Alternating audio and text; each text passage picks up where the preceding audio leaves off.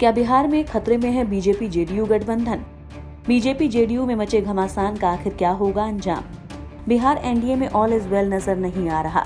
पिछले चुनाव के बाद बीजेपी जेडीयू के भीतर जो गुबार था वो अब फूटने लगा है। चूंकि गठबंधन में बीजेपी सबसे बड़ा दल है, लिहाजा नीतीश कुमार की पार्टी के लिए बीजेपी को हर बात पर झुकना मुश्किल हो रहा है। जेडीयू नेतृत्व ने एक साहित्यकार के सम्राट अशोक की तुलना औरंगजेब से करने पर सीधे बीजेपी नेतृत्व और पीएम मोदी को निशाने पर ले लिया। फिर क्या था, बीजेपी नेतृत्व का गुस्सा फूट पड़ा और सीएम की कुर्सी खतरे में पड़ने की बात करने लगे। दरअसल सम्राट अशोक औरंगजेब प्रकरण को लेकर जेडीयू के राष्ट्रीय अध्यक्ष ललन सिंह और संसदीय बोर्ड के अध्यक्ष उपेंद्र कुशवाहा लगातार बीजेपी नेतृत्व पर निशाना साधने लगे। जेडीयू का कहना है कि सम्राट अशोक और औरंगजेब में गैर वाजिब तुलना करने वाले साहित्यकार दया प्रकाश सिन्हा बीजेपी के नेता हैं।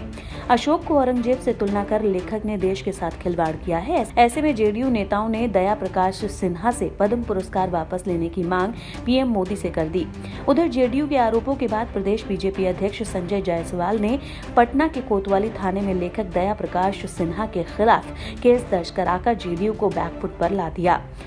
बीजेपी नेताओं की तरफ से कहा गया कि हमने साहित्यकार पर केस दर्ज करा दिया, अब नीतीश सरकार उन पर एक्शन ले। इतना ही नहीं, शराबबंदी के मामले में भी बीजेपी लगातार नीतीश सरकार को कटघरे में खड़ा कर रही है।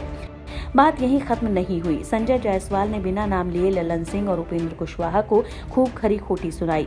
साथ ही चेतावनी भी दी कि जवाब देना हमारा एक एक कार्यकर्ता जानता है।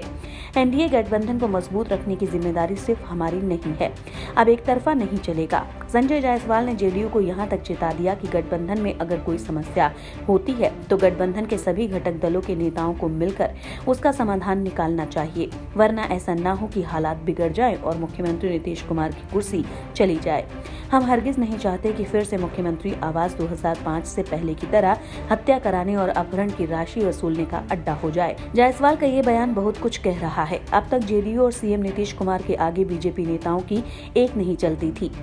बिहार बीजेपी के नेता बेबस बने रहते थे, लेकिन जायसवाल की ये तल्खी बहुत कुछ बयां कर रही है। ऐसे में बीजेपी और जेडीयू में मचे घमासान का अंजाम क्या होता है, ये देखना दिलचस्प होगा। इंडिया न्यूज वायरल की रिपोर्ट।